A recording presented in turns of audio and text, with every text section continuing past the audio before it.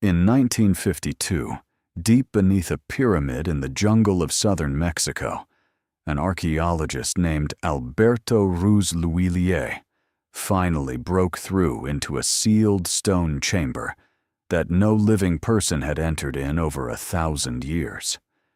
He had spent 4 years clearing a rubble-choked staircase just to reach this point, never certain anything waited at the bottom at all. Inside was a king, buried beneath a 5-ton carved stone lid. And carved across that lid, rising directly out of the king's body, was a tree, its roots sunk into the gaping jaws of the underworld, its branches climbing toward a bird, perched at the very top of the sky. Here is what should unsettle you about that image. Thousands of miles away, and centuries earlier, Norse storytellers were describing almost the exact same structure. A tree with roots in the underworld, a trunk in the world of the living, branches in the heavens, and a bird perched at its summit. The Maya who carved that tomb had no ships capable of crossing an ocean to compare notes with Scandinavia. And yet the architecture of their two cosmologies lines up astonishingly well. This is not the only place it happens. It happens in Mesopotamia, in a myth a full 1,000 years older than the Bible. It happens in the Hebrew Bible itself. It happens in medieval Jewish mysticism, built independently, centuries later. It happens, inverted and strange, in the sacred texts of India. 5 traditions, 3 continents, and as far as the historical record shows, none of them comparing notes with all the others. So here is the real mystery of this episode. Why does a tree, of all possible symbols, keep appearing at the center of the universe, in civilizations separated by oceans, language, and thousands of years, with no plausible way of ever having spoken to one another? Some of what follows is documented archaeology and textual history. Some is genuine, ongoing academic debate about why this pattern exists at all. And some is modern reinterpretation that mainstream scholars do not endorse as established fact. We'll mark the difference clearly, every step of the way. Let's start with the word scholars use for this pattern, and why one image kept winning out over all the others. In the 1950s, the historian of religion, Mircea Eliade, gave this recurring structure a name: the axis mundi, the axis of the world, any sacred symbol marking the point where heaven, earth, and underworld meet. According to Eliade's framework, cultures have represented that point as mountains, pillars, ladders, even columns of smoke. But across an enormous number of unrelated traditions, one specific image keeps winning out over all the others: a tree. Why a tree, specifically? One advantage seems almost too obvious to mention. A tree is the one structure ordinary people could actually watch, behaving like a cosmic diagram. Roots vanish into ground no one can see, the same place bodies go after death. A trunk stands in the world the living actually occupy. Branches reach toward a sky full of gods, weather, and light. No other natural object models the 3-tiered universe this convincingly, without anyone having to invent a single new shape. That is a compelling explanation for why a tree specifically. It is a much weaker explanation for why this exact 3-layer structure shows up in cultures with no contact at all. So where did the very first version of this idea actually come from? To answer that, we need to go back roughly 5,000 years, to the riverbanks of ancient Mesopotamia, where the story gets considerably stranger than a simple diagram. According to a Sumerian myth recorded on tablets from the city of Uruk, a sacred tree called the Huluppu was once uprooted by a violent storm and left drifting down the Euphrates River. The goddess Inanna rescued it and planted it in her sacred garden, intending to grow it into furniture for her throne and bed. It refused to cooperate. According to the myth, a serpent that could not be charmed nested in its roots. The monstrous Anzu bird built its nest in the branches, and in the trunk itself made its home a figure named Lilith, a restless female spirit the Sumerians called, in their own language, the young woman spirit. A tree inhabited simultaneously by a serpent below, a bird above, and a spirit in between. Inanna wept rather than risk approaching it herself. She turned first to her brother, the sun god Utu, who refused to help, a refusal so unusual that scholars studying the myth read it as a signal that something about removing this tree was not supposed to happen at all. So who finally did intervene? Inanna turned next to a mortal hero, Gilgamesh of the later, far more famous epic that bears his name. According to the myth, he killed the serpent, drove off Anzu, and frightened away Lilith, before finally felling the tree himself. From its wood, Inanna built her throne and bed, and in gratitude, handed Gilgamesh two mysterious objects, the puku and the miku, tools of power the myth never fully explains. The earliest known version of a tree connecting underworld, earth, and sky, and the story immediately surrounding it, is not a tidy theological diagram.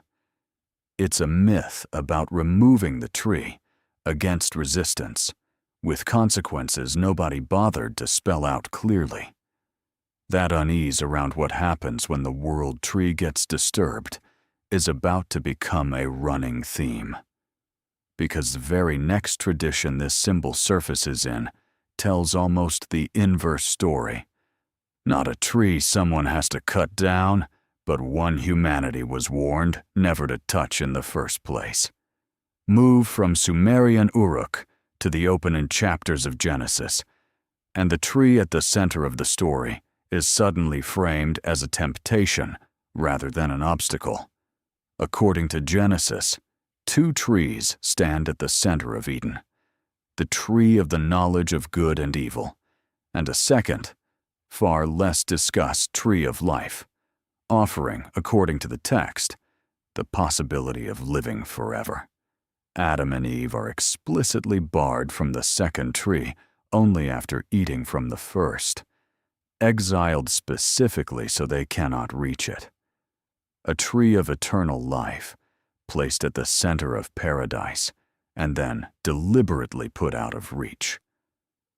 Why include a path to immortality in the story at all, only to seal it off in the very same chapter?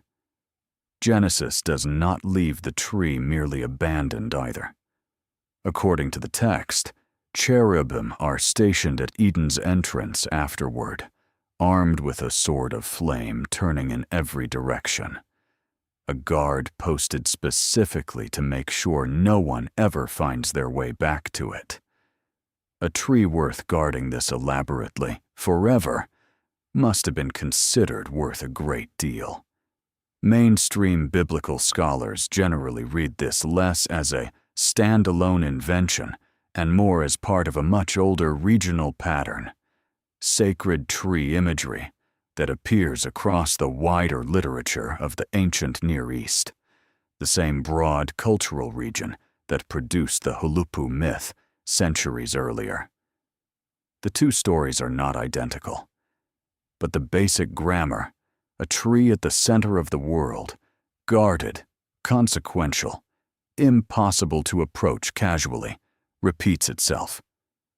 That same grammar resurfaces again, roughly 2,000 years later, in a place no one expects to find it, the mystical tradition of medieval Judaism.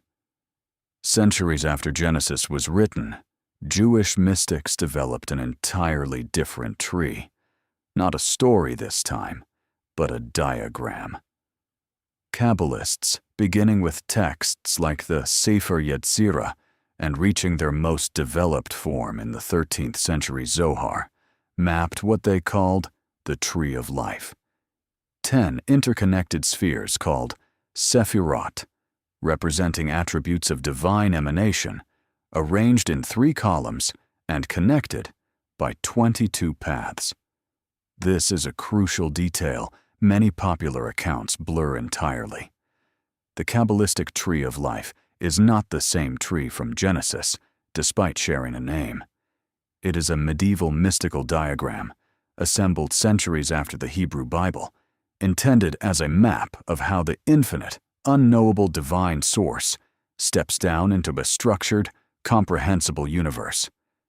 The 10 Sephirot carry names like crown, wisdom, understanding, beauty, and foundation, each one positioned at a specific point on the diagram, with the entire structure meant to be read both downward, as creation unfolding outward from the divine, and upward, as a path of return for anyone seeking to ascend back toward the source. So why build an entirely new tree when Genesis already had one? According to Kabbalistic teaching, the Sephirot describe the architecture connecting an unknowable divine source to the world human beings actually experience. Strikingly similar, in basic shape if not specific content, to the same root-trunk-branch structure already old in Mesopotamian and biblical tradition 1,000 years earlier. Mainstream scholars of Jewish mysticism trace its specific diagrammatic form to that medieval period, rather than to any unbroken ancient lineage, though some researchers, including the historian Simo Parpola, have proposed structural echoes reaching back as far as the Neo-Assyrian Empire of the 9th century BCE, a claim that remains genuinely contested rather than settled. A new tree, built independently, that nonetheless falls into the same 3-tiered shape as everything that came before it. Coincidence, or something closer to a pattern the human mind cannot help but reach for? If the Mesopotamian connection is debatable, the next stop on this investigation removes a major excuse for coincidence almost entirely, because nothing about the next culture's geography puts it anywhere near the Fertile Crescent. We are heading north into the cold of medieval Scandinavia, to a tree most people have at least heard of, even if they've never read a word of the source material: Yggdrasil. According to the Old Norse poems collected in the Poetic Edda, an immense ash tree stands at the literal center of the cosmos, its branches and roots connecting 9 separate worlds. At the very top sits an unnamed eagle with a hawk perched between its eyes. At the very bottom, in the dark realm of Niflheim, a dragon named Nidhogg gnaws endlessly at the roots, attempting to bring the entire structure down. Racing between them, up and down the trunk, runs a squirrel named Ratatoskr, whose entire mythological job is to carry insults back and forth between the eagle above and the dragon below. A cosmic tree, under constant attack from below, defended by nothing but daily maintenance and an insult, carrying squirrel. So what exactly keeps it standing? Tending it are 3 sister spirits called the Norns, who dwell beside a sacred spring known as the Well of Urd, watering Yggdrasil's roots each day to keep the rot from winning permanently. This is a universe that requires daily upkeep just to keep existing. Compare that to the Mesopotamian Huluppu, disturbed once and never the same again. Or Eden's tree, sealed off after a single act. 3 different cultures, 3 different relationships to the same basic structure. Protect it. Don't disturb it, or it will quietly try to kill you regardless. And Yggdrasil demands more than maintenance. According to the Havamal, one of the central poems of Norse mythology, the god Odin once hung himself from the tree's branches for 9 days and 9 nights, wounded by his own spear, refusing food or water, specifically to learn the secret meaning of the runes, magical symbols the Norns themselves carved into the tree's bark to shape fate itself. That alone would be an unusual sacrifice. But it was not even Odin's first wound at this tree. Odin had already sacrificed one of his own eyes at a different root of the same tree, at the well of Mimir, simply to drink the water of wisdom it offered. A god mutilating himself, twice at the same tree, just to extract knowledge it was withholding. If the world tree only ever offered up its secrets at the cost of real pain, what does that suggest the Norse believed knowledge itself actually required? From the icy north, the investigation now jumps across an ocean no Viking ship ever crossed, in the era these myths were composed, to the jungles of Mexico and Guatemala, and a tree carved in stone over a dying king. That brings us back to where this episode started, the tomb of King Pakal, ruler of the Maya city of Palenque, who died in 683 CE.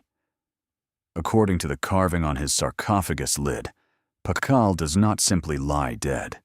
He falls backward into the gaping jaws of Xibalba, the underworld, while a cross-shaped tree, the Maya called Waka Chan, the raised-up sky, erupts directly from his body, climbing toward a bird deity perched triumphantly at its summit. A king's death, transformed into a cosmic diagram carved across 5 tons of stone. Was this the only world tree the Maya imagined, or merely the most famous one? According to the Maya sacred text, known as the Popol Vuh, this was not the only world tree either. The gods were said to have planted 4 sacred ceiba trees, one at each corner of creation, red in the east, black in the west, yellow in the south, white in the north, with a 5th standing at the exact center of the world, its roots sunk into Xibalba, and its branches holding up the sky itself. 5 trees holding up an entire universe, and a king carved climbing one of them at the literal moment of his death. The ceiba itself, a real physical species that can reach over 150 feet in the rainforest canopy, made this myth almost effortless to believe on sight. Even now, many Maya communities still maintain a living ceiba tree at the center of the town plaza, a cosmology you can still stand directly underneath today. 4 cultures down, every one of them landing on roughly the same shape. Is that starting to look like more than chance? So we now have nearly identical 3-tiered cosmic trees in Mesopotamia, the Hebrew Bible, medieval Europe, Scandinavia, and Mesoamerica, a region of the world that, as far as mainstream archaeology can demonstrate, had no contact whatsoever with the cultures that produced the others. How does a structure this specific cross an ocean no one had yet learned to cross? And then there is the tradition that seems to break the pattern entirely by turning it upside down. In the sacred texts of ancient India, the cosmic tree appears again, except inverted. According to the Katha Upanishad, one of the oldest Vedic philosophical texts, there is an eternal tree called the Ashvattha, which has its roots above and its branches below. Roots in the sky, branches in the ground. Every other tradition in this episode has just done the exact opposite. The Bhagavad Gita repeats the same startling image centuries later, describing humanity's roots as reaching upward into the divine, while the branches, representing the material world of the senses, stretch downward into the earth we actually inhabit. Why would Vedic philosophy insist on flipping a structure every neighboring tradition seemed to agree on? According to Hindu philosophical tradition, the inversion was deliberate, not decorative. The point being made is that ultimate reality, Brahman, is the true root of existence. And what human beings experience as solid ground, the physical, sensory world we live inside every day, is actually the outermost branch, the furthest possible point from the source. Mainstream scholars of comparative religion note that the symbol still performs the identical underlying function found in every other tradition in this episode. It connects a transcendent realm to the world of ordinary human experience. It simply insists, more bluntly than any other tradition examined here, that human beings have the entire structure backward. The same species of tree carries the weight of a second, equally consequential story from the same region. The Buddha is said to have reached enlightenment, seated beneath a different but related fig tree, the Bodhi tree, in what is now Bodh Gaya in northeastern India, a tree still alive today, tended as a direct descendant of the original, with pilgrims traveling from across the world to sit in its shade. One tree species, two entirely different religious traditions, both treating it as the precise location where ordinary human limitation meets something vastly larger than itself. Inverted in India. Right side up everywhere else. Same basic function in both directions. So, is this proof of contact between cultures, or proof that human minds keep building the identical idea by total accident? This is where the investigation has to confront its central, unresolved question directly. Why does this keep happening? One historical explanation is almost embarrassingly simple and accounts for at least some of the overlap. Trade routes connected the ancient Near East, the Mediterranean, and parts of South Asia for thousands of years before any of these specific texts were written down.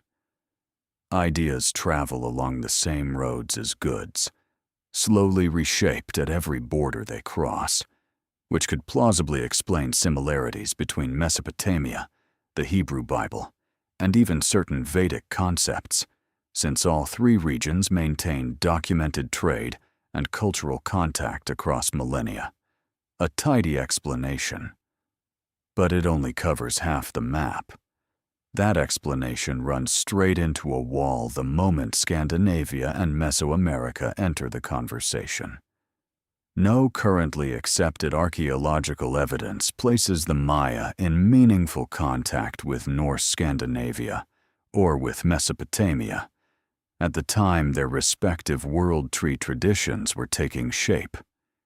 If trade and borrowed ideas explain the old world overlaps, something else has to explain why a civilization with no ships, capable of the crossing, built nearly the same cosmic architecture independently on the other side of an ocean.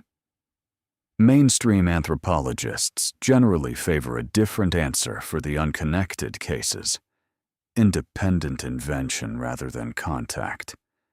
Human beings everywhere face the identical basic facts. Bodies go into the ground. The sky is full of weather, light, and what looks like divine activity. And trees are simply the most visually obvious living structure available almost everywhere humans have settled, naturally connecting visible roots beneath the soil to branches reaching toward the sky above. Build a cosmology out of what's physically in front of you, on every inhabited continent, and you may simply end up reinventing similar architecture by necessity rather than by secret transmission. It's a satisfying explanation for some of the pattern. So why does it still feel incomplete? it is considerably less satisfying as a complete explanation for just how precisely the details rhyme. A guardian creature, at the roots in Mesopotamia and Scandinavia alike, a bird of paramount importance at the summit in both the Maya and Norse traditions, a figure undergoing real personal sacrifice or genuine danger specifically to access the tree's hidden knowledge, appearing independently in Norse myth and, in a very different register, in the Genesis narrative as well. Independent invention explains why a tree. It struggles considerably more to explain why the same supporting cast keeps showing up around it. There is at least one more data point worth adding before moving on, because it cuts in the opposite direction. Anthropologists studying Siberian shamanic traditions, entirely separate from all 5 cultures already discussed, have documented a strikingly similar cosmic tree belief, one that practitioners climb symbolically, in trance, to reach the upper world. A 6th tradition, on a different continent again, arriving at a near-identical structure with no documented connection to any of the others. If independent invention can produce this much convergence even once more, in a region with no contact with Mesopotamia, Scandinavia, or Mesoamerica, that strengthens the case that human minds really do default toward this shape on their own. It does not, however, fully explain away the specific recurring details, the guardian, the bird, the costly sacrifice, that keep echoing across cultures that, as far as the evidence shows, never spoke to one another at all. Which brings us to how modern researchers, well outside ancient theology entirely, have tried to make sense of why this particular symbol refuses to disappear. The psychologist Carl Jung argued that symbols this widespread and this structurally consistent likely emerge from what he called the collective unconscious, a layer of the human mind, according to Jung's theory, shared across all of humanity, rather than created fresh by any single culture, generating broadly similar symbolic structures wherever human minds independently confront the same fundamental questions about life, death, and what, if anything, connects the two. Some modern researchers in cognitive anthropology have proposed a related but more concrete idea, that the human brain may simply be predisposed to organize abstract spiritual concepts using vertical, layered structures, because human beings already physically experience the world in exactly that fashion. Gravity pulling downward, the visible sky stretching upward, and ordinary lived experience occupying the space in between by default. If true, the world tree would not be a transmitted secret at all. It would be something closer to a default setting nearly any sufficiently developed human cosmology was likely to land on eventually, simply by being produced by minds that all process up, down, and the space between in fundamentally the same way. That theory would explain a great deal. It would not, by itself, explain everything this episode has uncovered. It's worth being precise about where mainstream scholarship actually stands and where it does not. Mainstream historians of religion and anthropologists generally treat the world tree as a powerful, recurring symbolic structure, not as evidence of a literal historical connection between unconnected ancient civilizations, and not as proof of any scientifically verifiable property of trees, consciousness, or reality itself.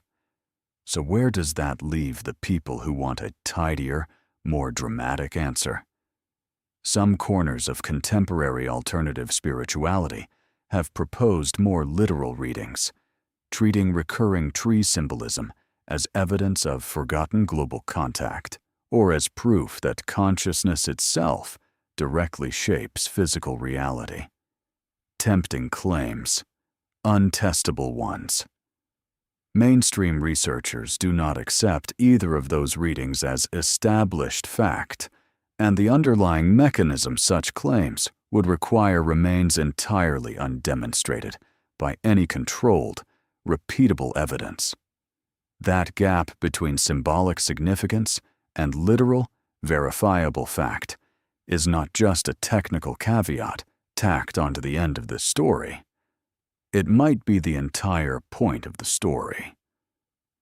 So we return to where we began, a king sealed inside a stone tomb in the jungle, falling backward into the underworld, while a tree climbs out of his body toward a bird waiting in the sky.